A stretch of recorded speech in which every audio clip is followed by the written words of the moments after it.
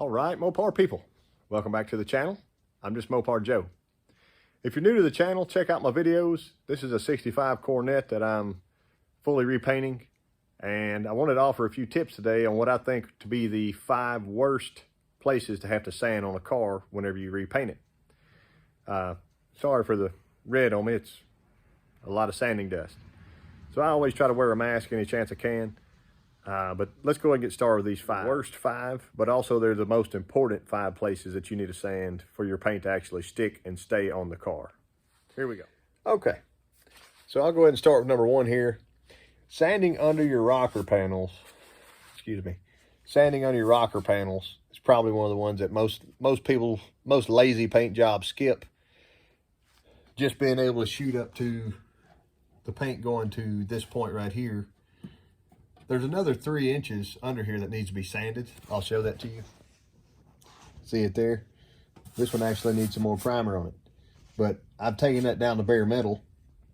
And a lot of times people just skip it. They forget it. They don't care about it. And then the paint falls off later. It starts chipping back through here. A lot of classic cars. If you want to see a nice show car quality car, that's a good spot to look. Especially if they've covered up rust or something. So that'll be my number 1. Moving right in from that rocker panel, my number 2 spot would be right here where your fender chrome would go. So the underside lip of your quarters and your front fenders. A lot of people skip that also, or they just barely ever touch it up. If you get yourself a red Scotch-Brite, you can really dig into that really well.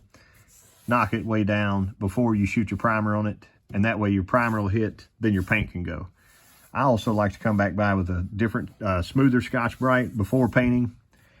Sand it again before the final paint. That way you know nothing's going to chip out from under there. You'll get rock chips and everything else. You need that paint to stick. The spot that I wanted to show you is actually getting sand around trim, just like this. A lot of people would pull this trim off. You totally can. It's totally up to you. With this job, I'm not pulling the trim off. So sanding right up to that very edge without hitting the trim is a big deal. Same thing into here. If there's any kinds of little rust or pittiness, just like that, that's got to go. So it takes a lot longer to use the extra effort to get up close there. Obviously around your windows, right inside that edge.